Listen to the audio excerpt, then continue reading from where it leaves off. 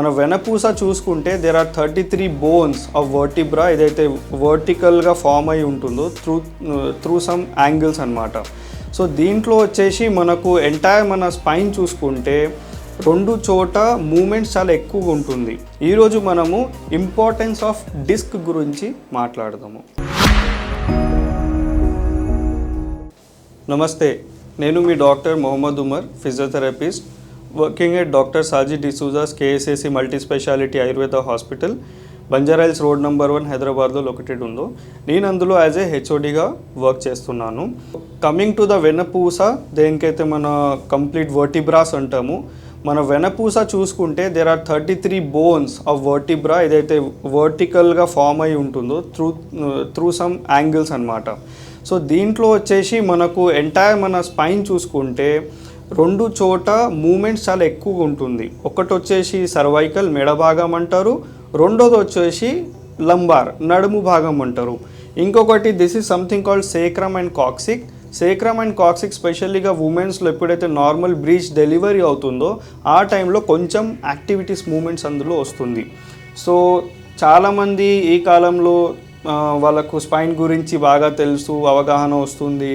అంటే sitting position ఎలా ఉండాలి, ఏం చేస్తే మనకు బ్యాక్ పెయిన్ నెక్ పెయిన్ వచ్చేసి చాలా కామన్ అయిపోయింది. ప్రతి ఒక్క 10 మెంబర్స్లో తీసుకుంటే ఆల్మోస్ట్ 5 to 6 పీపుల్స్కి ఈజీగా మనకు నెక్ బ్యాక్ ప్రాబ్లం వస్తుంది. దానికి ఏం విధంగా చేస్తే ఎలా ఉంటుందని చాలా వరకు తెలిసి ఉంటుంది, అవగాహన చాలా మంచిగా వస్తుంది, చాలా తెలిసి ఉంటుంది.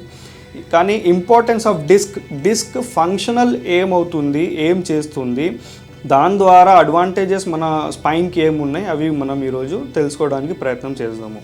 సో డిస్క్ వచ్చేసి ఏంటంటే మన డిస్క్ అవుటర్ లేయర్ ఏదైతే ఉంటుందో దానికి మనం అంటాము యాన్యులర్ ఫైబ్రోసిస్. ఈ లోపల డిస్క్ లోపల ఏదైతే ఫ్లూయిడ్ ఉంటుందో దానికి మనం అంటాము న్యూక్లియస్ పల్పోజస్. సో ఈ డిస్క్ ఒక ఫంక్షన్ వచ్చేసి ఏంటంటే డిస్క్ కొంచెం మొబిలిటీ ప్రొవైడ్ చేస్తుంది. సెకండ్ వచ్చేసి ఈ ఒక్క వెన్నపూస రెండు వెన్నపూస బిట్వీన్ ద 2 బోన్స్ ఈ డిస్క్ ఏదైతే షాక్ అబ్జర్వర్ లెక్క కూడా యాక్ట్ అవుతుంది.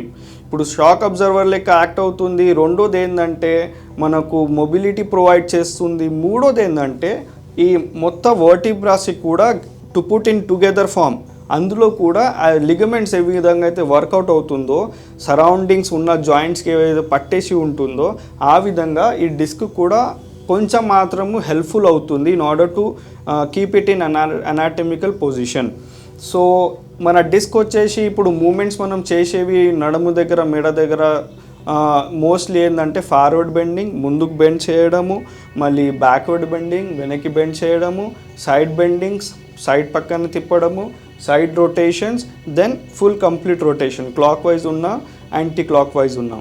సో ఈ డిస్క్లో వచ్చేసి ఇప్పుడు ఇందులో లోపల ఏదైతే నేను ఆల్రెడీ చెప్పానో ఫ్లూయిడ్ ఉంటుందో దానికి మనం న్యూక్లియస్ పల్పోజస్ అంటాము. సో నేను ఒకవేళ ఒక స్పెసిఫిక్ పొజిషన్ చేసి ఆపుతున్నాను అనుకోండి, ఇప్పుడు ఫార్వర్డ్ బెండింగ్ మన బాడీ టెండెన్సీ ఏంటంటే we are flexion domination in nature అంటారు. అంటే దేవుడు అమ్మ కడుపులో పుట్టించినప్పుడే క్రియేట్ చేసినప్పుడే వీఆర్ లీచ్ ఇన్ ఫామ్ మొత్తం ఇలా బెండ్ అయ్యి ఉంటాము. సో ఆ విధంగానే మన బాడీలో ఎప్పుడు ఫ్లెక్షన్ అంటే మర్చుకునే ఉన్న ఫ్లెక్షన్ ఫార్మేషనే ఎక్కువ విధంగా ఉంటుంది. సో ఇప్పుడు పిల్లలు కూడా ఆన్లైన్ క్లాసెస్ ఉన్న, సిట్టింగ్ పొజిషన్స్ ఉన్న, పెద్దోళ్ళు ఉన్న, చిన్నలు ఉన్న, ఏ ఏజ్లో కూడా మనం చూసుకుంటే if they are spending most of the time in sitting, అందులో forward bend something called slouch posture ఈ విధంగా కూర్చున్నప్పుడు ముందు భాగం వైపు ప్రెషరైజ్ ఫామ్ అయ్యే అవకాశం ఉంటుంది.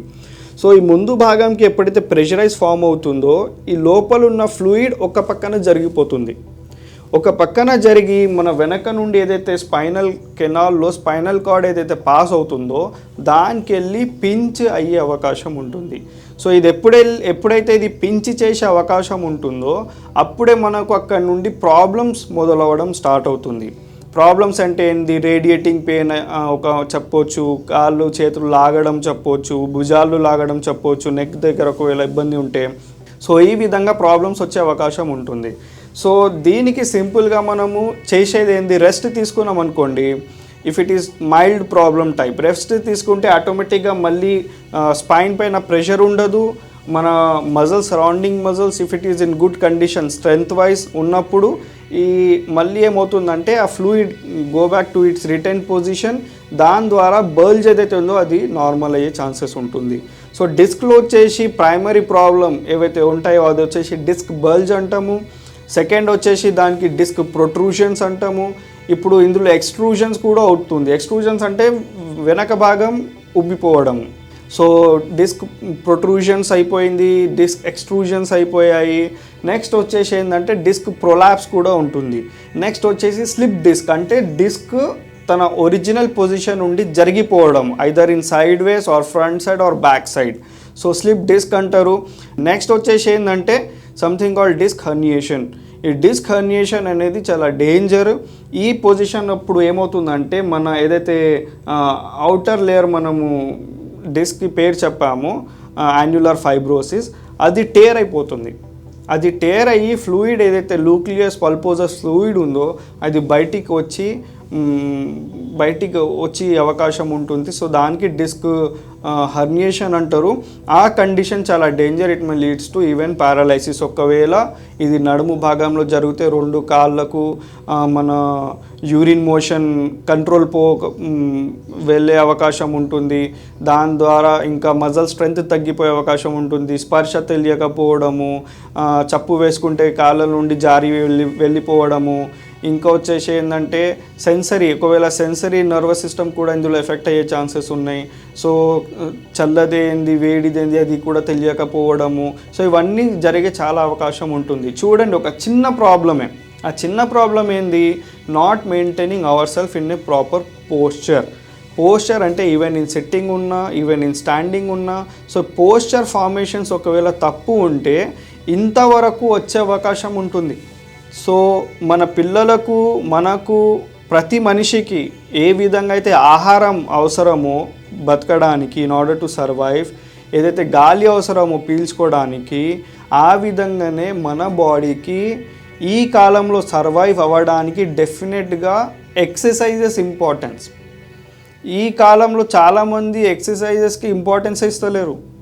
ఏంటంటే ప్రతిసారి తినడము, రెస్ట్ తీసుకోవడము, ఆన్లైన్లో మొత్తము టైం స్పెండ్ చేసేయడము, ఫేస్బుక్, ట్విట్టర్ దానిపైన మొత్తం టైం స్పెండ్ చేయడము, మన సొంత బాడీకి మనము టైం ఇవ్వలేకపోతున్నాము. సో దీని ద్వారా ఏమవుతుందంటే డెఫినెట్గా సరౌండింగ్ మజిల్స్ ఏవైతే ఉంటాయో అవి వీక్ అయిపోతూ ఉంటాయి.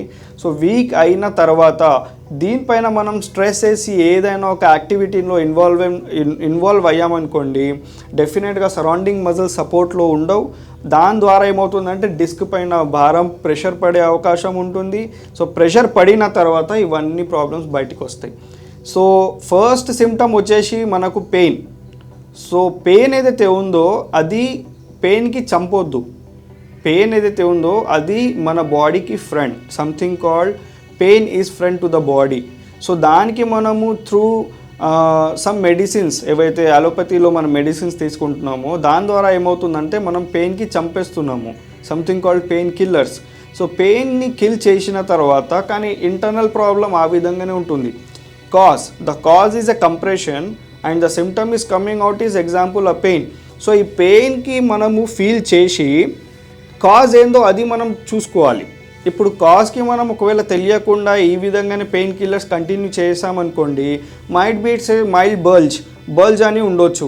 కానీ బల్జ్ తర్వాత ఒకవేళ మనం పెయిన్కి ఎప్పుడైతే చంపేస్తున్నామో by taking a pain killer, might be bulge may convert as a disc protrusion, slip disc, extrusion, or it may cause to till herniation because we don't know that. ఎందుకు మనకు తెలుస్తలేదు? We're taking a lot of pain killers. So దయచేసి ఇలాంటివి problems వచ్చినప్పుడు pain ఏదైతే వస్తుందో, pain వచ్చేసి మన బాడీకి ఒక ఇండికేట్ చేస్తుంది ఏంటంటే అక్కడ ఏదో ప్రాబ్లం ఉంది, దానికి సరిదిద్దుకోవాలి.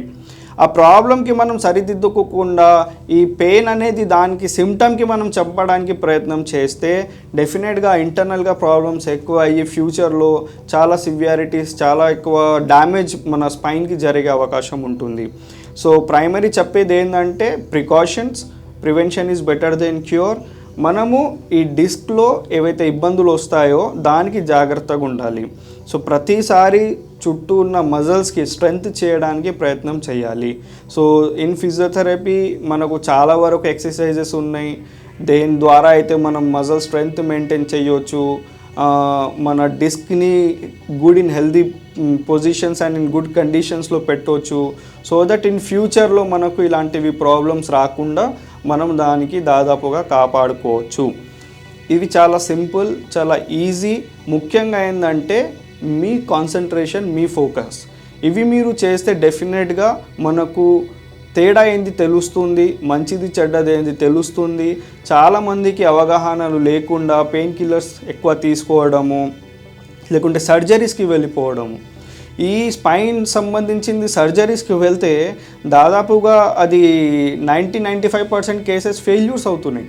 సో దాని ద్వారా ఇంకా ప్రమాదం అయ్యే అవకాశం ఉండొచ్చు. సో అంతవరకు వెళ్ళకుండా జస్ట్ సింపుల్ ఎక్సర్సైజెస్ చేస్తే, మన బాడీకి సొంతంగా అవగాహన పెట్టుకొని పోస్చర్ కరెక్ట్గా పెట్టుకుంటే మనము దీని ద్వారా ఇవన్నీ తప్పించుకునే అవకాశం ఉండొచ్చు. సో హోప్ఫుల్లీ మనం అందరం పాటిస్తాము, ఎక్సర్సైజెస్ చేస్తామని అనుకుంటున్నాను. నమస్తే.